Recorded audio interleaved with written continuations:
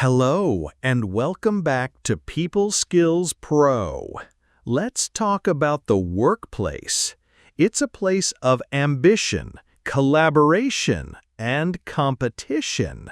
And while healthy competition can push us to be better, there is a darker form of rivalry that can be incredibly destructive to your career and your mental health. I'm talking about the workplace saboteur. This is the coworker who smiles to your face, who collaborates with you on projects, who might even go for drinks with you after work. But behind that friendly facade, they are not just competing with you for a promotion, they are actively working to ensure you never get it. They don't just want to win, they need to see you lose. You might feel the effects before you understand the cause. You get left off important emails. Your best ideas are mysteriously presented by someone else in a meeting. You hear subtle negative rumors about your work ethic that you can't quite trace back to the source. You start to feel paranoid, isolated, and you begin to doubt your own competence. This is not in your head. This is a real and dangerous dynamic. The workplace saboteur is a master of plausible deniability, and they thrive on your unwillingness to believe that a colleague could be so malicious. Today, we are going to arm you with the vision to see them clearly. We will do a deep dive into the psychology of the workplace saboteur. We will expose the 5 key strategies they use to undermine you, and most importantly, we will give you a professional, powerful framework for how to protect your career, neutralize their attacks, and come out on top. The core principle: competitor versus saboteur. Before we can identify the threat, we must understand a crucial distinction. A healthy competitor. This person wants to win. They focus on improving their own performance. They will work harder, learn more, and produce better results to get ahead. They might be your rival, but they play by the rules. They want to beat you fair and square. A workplace saboteur. This person also wants to win, but their primary strategy is not to elevate their own performance, but to degrade yours. They operate from a deep-seated scarcity mindset and believe that the only way for them to succeed is for you to fail. They are not playing to win, they are playing to make you lose. Recognizing this shift in focus, from self-improvement to other destruction, is the key to identifying the saboteur in your midst. The 5 strategies of a workplace saboteur. A saboteur's actions are not random, they are a calculated campaign. Here are the 5 key strategies they employ. Strategy number 1, the helpful sabotage. This is one of the most insidious tactics because it is disguised as support. The saboteur will eagerly offer to help you with a project, but their assistance is designed to create a flaw that will later be exposed. The psychology. This tactic gives them complete control and plausible deniability. By inserting themselves into your workflow, they can plant a bomb and then stand back and watch it detonate, all while maintaining the appearance of a helpful team player. What it looks like? The information gatekeeper. They are tasked with gathering crucial data for your part of a project. They helpfully provide you with the data, but they conveniently forget to include a critical update or a new set of figures. When you present your work based on their incomplete information, you look incompetent. Their excuse is, "Oh my God, I am so sorry. That updated file must not have saved correctly." The supportive reviewer.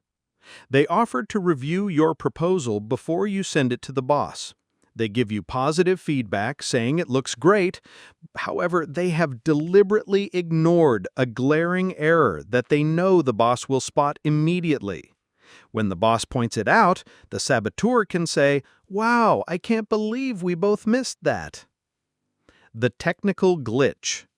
They offered to manage the technical side of your big presentation. Accidentally, the file is corrupted, the wrong version is loaded, or the projector mysteriously stops working at a crucial moment. How to neutralize it. Trust but verify. Never take information from a suspected saboteur at face value. Always seek primary sources. "Thanks for sending this over. I'm just going to double-check these figures with the finance department to be sure." Maintain final control. You are the ultimate owner of your work. Never allow someone else to be the last person to touch your project before it goes to a decision maker. Strategy number 2. The public correction. The saboteur will almost never challenge you in a one-on-one setting. They will wait until you are in a public forum, a team meeting, a presentation with senior leaders, to point out a small mistake or to question your data. The psychology. The goal here is not to be helpful or accurate. The goal is public humiliation. By correcting you in front of an audience, they are attempting to undermine your credibility and position themselves as more intelligent, more detail-oriented, and more authoritative than you. The public nature of the act is the entire point. What it looks like. You are presenting your quarterly results. You say, "Our growth was 43%. The saboteur interrupts and says, "Actually, I think if you look at the raw data, it was 42.8%. Just want to make sure we're being precise for the VPs." You are explaining a complex process. The saboteur raises their hand and says, "Just to clarify for the rest of the team, isn't step 3 supposed to happen before step 2? I might be misremembering, but that's how we did it on the last project." How to neutralize it. Do not get defensive. Getting into a public argument over a trivial detail is exactly what they want. It makes you look emotional and petty. The acknowledge and move on technique. The most powerful response is to calmly acknowledge their point and immediately pivot back to your main message, signaling that their comment was insignificant. Good catch. Thank you for that precision. As I was saying, the larger trend shows a significant upward movement. That's a great point about the process, and we can definitely look at optimizing that offline.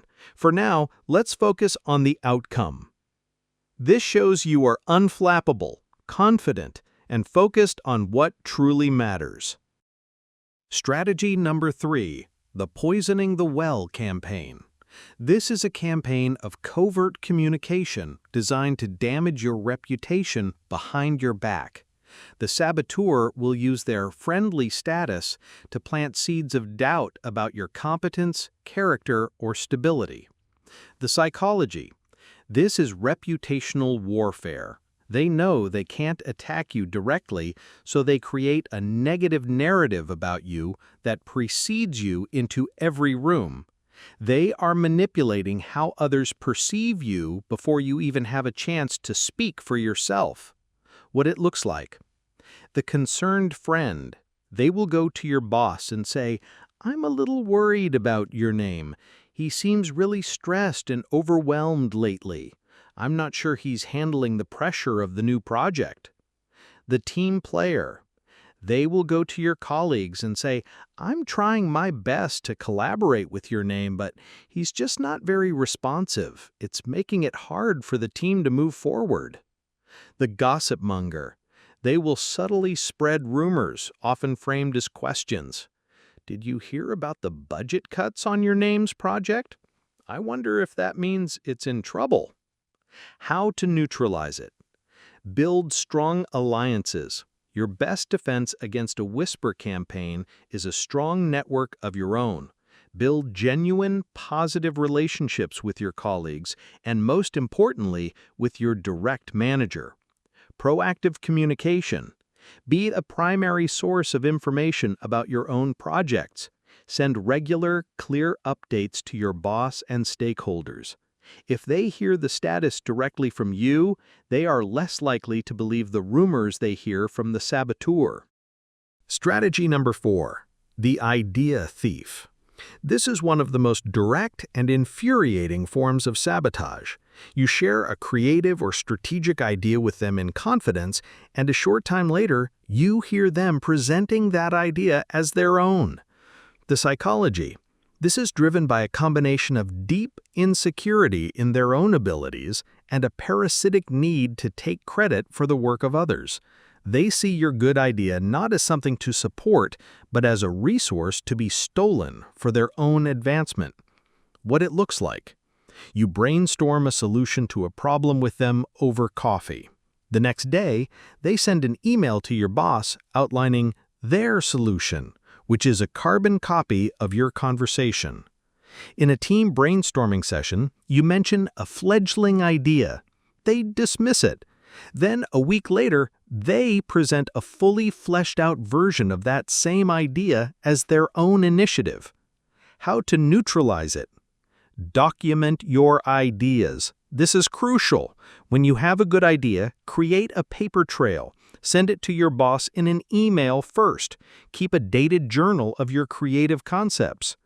Be strategic with who you brainstorm with.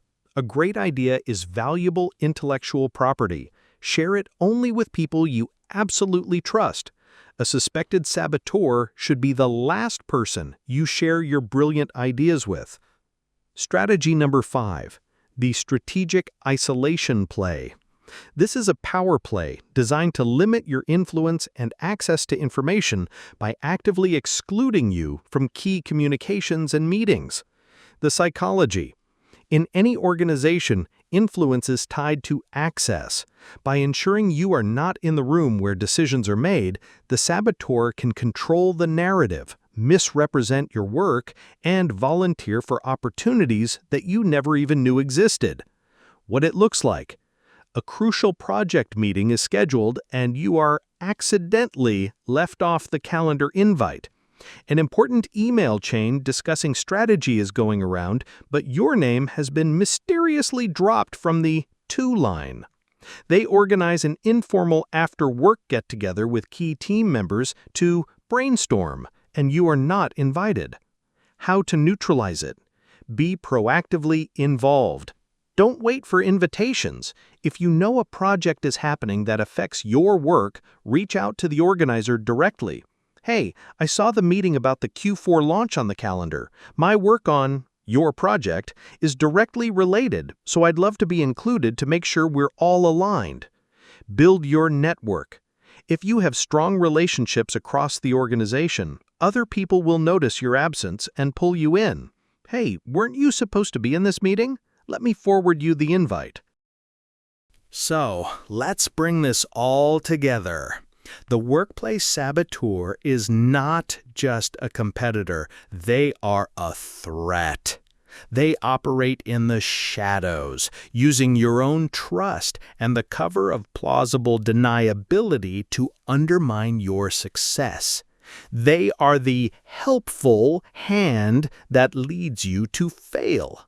They are the public corrector who aims to humiliate. They are the whisper campaign that poisons your reputation. They are the thief who steals your ideas. And they are the gatekeeper who isolates you from power. Your defense is not to sink to their level. Your defense is to become more perceptive, more strategic, and more professional than they are. Document everything. Build strong alliances. Control the flow of your own information. And never, ever trust your career to someone who has shown you, through their actions, that they are not on your team. By recognizing their playbook, you take away their greatest weapon, the element of surprise.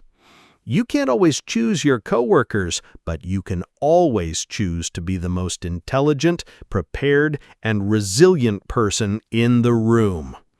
If you found this guide helpful, please click the like button and subscribe to People Skills Pro for more practical advice on navigating the complexities of professional and personal life. Thank you for listening.